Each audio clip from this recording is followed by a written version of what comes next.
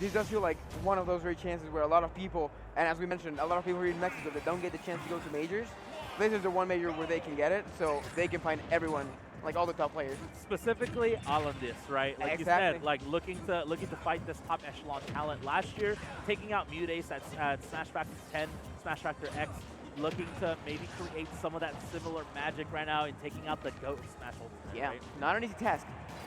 Yeah, definitely not an easy task. A matchup that Leo probably feels sort of has a decent understanding in.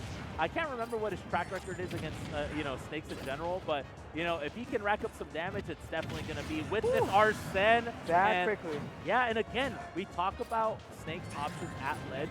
Tried to do a jump back air from ledge and not really panning out the way that he wants to. It's just just overall. Yeah, right. The start of up B, just having him stay right in front of MkLeo for a little bit too long. Yeah, not able to pan out the way he wants to. Leo doing a really good job right now, having a very solid lead right now. But if anyone can rack up the damage, we're going to see a lot different Snake gameplay right now as opposed to the last hit that you guys just saw at home. And it's because, you're able, like, you do have the Rebels card to just build the meter. But regardless, like, Snake knows that Arsene's coming, whether you like it or not. And he's just very much willing to just let these grenades play out, let these C4 projectiles play out. So. But right now, Leo just keeping AlanDiss at bay. Can we find the back air? Yes, we can. Trying to get something right there with the grapple, still keeping AlanDiss in the air. Arsene, right on time. Arsene coming in just in time. Exactly. And this is a dead AlanDiss. Leo with a huge lead to start off with. Yeah, I was going to say, this should be a very different game to last time, because at least Joker shouldn't be able to negate like the options for Snake like we saw last game with Nance, but the difference here is you can't really have those options if you are not on the board, which is what Leo did on the first two stocks, not really giving him a chance to stand on the ground and set up anything. So that's why the first two stocks really went by really quickly, but now AlanDiss actually getting the chance, racking up the damage quickly. I thought I was going to go for a fair read right there. But yeah, the air acceleration from the Cypher, so good for, barely.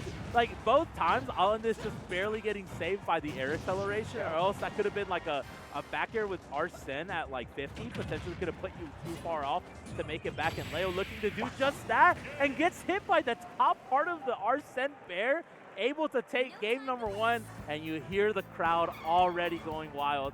You already know the hero of Mexico is here, and he's looking to stay on winner's side. Absolutely. I mean, the venue opened like less than 2 hours ago, and it filled up really quickly, especially with the GOAT of Smash on the screen right here. And yeah, very commanding first game from MkLeo, not really giving AlanDiss a chance to set anything up on the first two stocks. And that third stock, well, at the end, when he gets you off the stage, really hard to come back. And with Arsene out there at the right time, at the right place, it's kind of game over.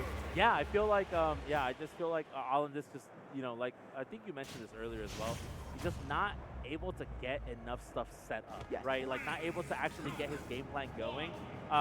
However, on this stage, because you only have one platform as opposed to two, you're able to create a lot more, create more of a wall right here, right? You have the grenades in front of you, maybe C4 on the platform, and then Snake covering underneath the platform in order to just, in case Joker comes through the grenades, you're able to kind of just counteract that and then just push Joker to the corner. So this is going to be a situation of whether or not AlanDiss can keep Leo in the corner while he sets the shot.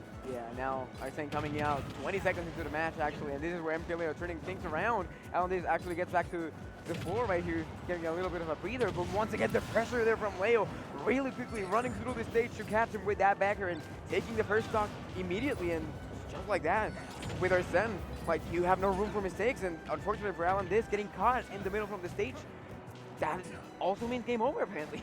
Yeah, right now, I mean, it feels like AlanDiss was trying to set up on the platform, but then was forced, because Leo runs at him, is not afraid of the projectile, is forced to use that jump, and we talked about it before, Snake's jump not being as good as some of the other characters in this game. Normally you want to use projectiles to stay a little bit more grounded, but right now, I mean, Leo just having his way with AlanDiss, trying to find something here. Nice footstool.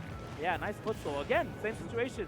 Good scramble situation right there that AlanDiss helped create with the projectiles, but Leo more than ready for it, sneaking that air dodge to the up air. 120% on the goal right there for Arsene coming in there, almost messing up there the return to the stage for MkLeo, but no punish for from AlanDiss, unfortunately, right there, meaning the stocks still stay the same, but now with, here we go, being able to do it with Arsene before it gets troublesome.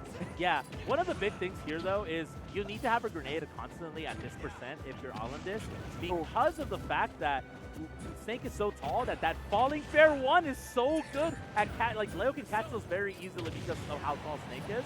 So you need to pull out that frame one grenade constantly. But now you're a sitting duck off stage, can't find something though. So close, yeah, like you said, barely making it through. Yeah, that air dodge lasting just long enough so that he can get back to the stage safely. But now AlanDiss actually does manage to get back and doesn't hit that up tilt by what's gonna be pixels at that point. Yeah. Leo clutching up with that backer and Arsene leaving right on time, you know, taking that second stock off, but now still up quite the mountain to climb from AlanDiss at this point with no damage, but this is the perfect chance for MkLeo to keep racking up out of single interaction. Yeah, definitely trying to find some footing right here, AlanDiss, but Leo, I mean, having full control right here, and, you know, and it feels like Leo is so comfortable fighting in the corner against Snake. Yeah. Because, you know, he's letting AlanDiss set up all these grenades, projectiles on the platforms and underneath, and Leo's totally okay with it. Are you dead though? No. Good DI. Yeah, able to still live that right there. Up tilt could definitely be a factor right here that could... That grenade saving his life. Yeah, just a little bit. But can you find something right here if you're Leo? And... shoots the grenade, blows it up, uses his own grenade against him to combo into the back air. I mean, the awareness from Leo, you know, again, not for it to sound like just constantly gassing him up, yeah, but not to gas him up, but that was so smart. Yeah, I mean, if anyone's gonna do it, it's gonna be the GOAT, and yeah, another commanding two-stock from MkLeo in game 2. AlanDiss is looking a little like a lot more closer on this second game, actually getting the chance to set things up on the stage, and I mean with the stage choice, as you mentioned, giving him a little bit more of a playground to set things up. But Leo, as you mentioned, playing very comfortably on the ledge, being able to react and actually just escape anything that AlanDiss has said, and he ends up getting the best out of that and punishes properly with Arsene, who just seems to come out at the perfect time for Leo every time. Yeah, literally. It's like he's getting plot armored every single time. Just the plot armor with the Arsene is too real. I mean, you know, Leo definitely, I mean, came up a little bit short last Smash Factory, obviously not even in the grand finals.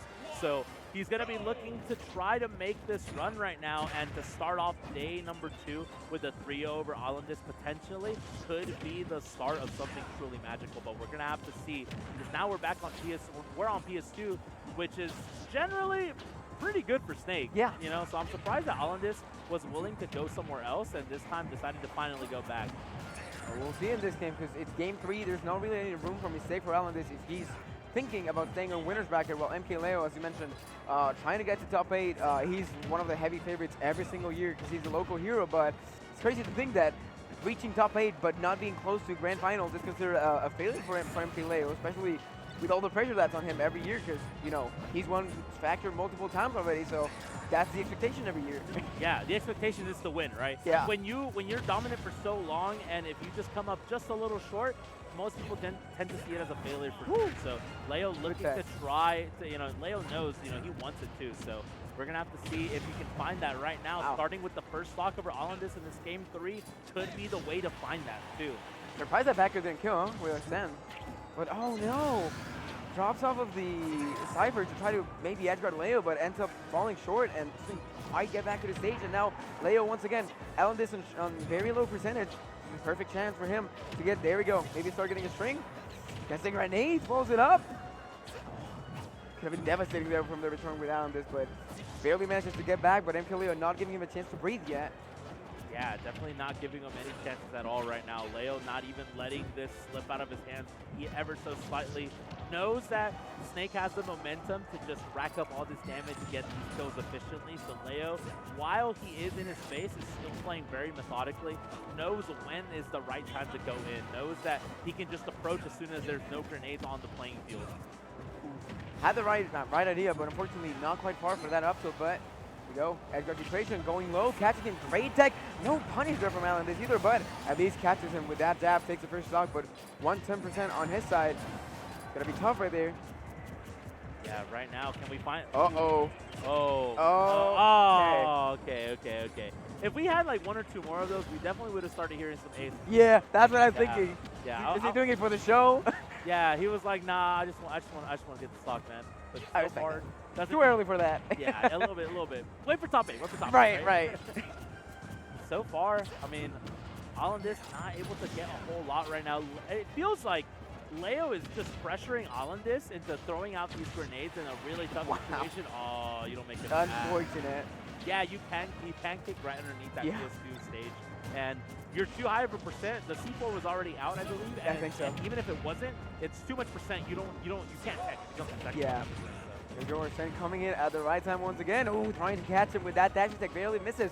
But AlanDiss right here, starting to set up some things. But once again, the gun from MkLeo blowing up the grenade, not letting him do anything. And there we go with the setup. Catches him with the up smash. Closes this set with a third commanding 2-stock. And just like that, the GOAT moves on winner's side. AlanDiss, unfortunately, gonna have to keep going, clawing at it on the loser's bracket. But that's what you expect from him. Yeah, that's what you expect from one of the greatest to ever do it. Obviously, that's my boy. I'll say it at the end of the day. You know, it definitely, whenever Leo doesn't pop off at tournaments, it definitely makes me sad a little bit. But obviously, seeing him play, you know, this well over one of the people who I think is one of the most underrated players in Mexico, just because we don't get to see AlanDiss travel a whole lot. Yeah. And Leo made it look like it was quick work, which is actually insane to think about. So Leo gonna be moving on, most likely playing against Samba, which is gonna be insane. And that's a top 8 match. That's a top 8 match, and that's round 2 of winners, which is actually disgusting to think about. That's how stacked this tournament is. But exactly. As you mentioned, I mean, Leo, I was talking about this yesterday. This match factor specifically feels like one of those where I can't clearly pick a favorite to take it all the way. Like, on the top, I'll say like 12 seats, I couldn't pick one of them to be like the one to take the entire tournament, especially with how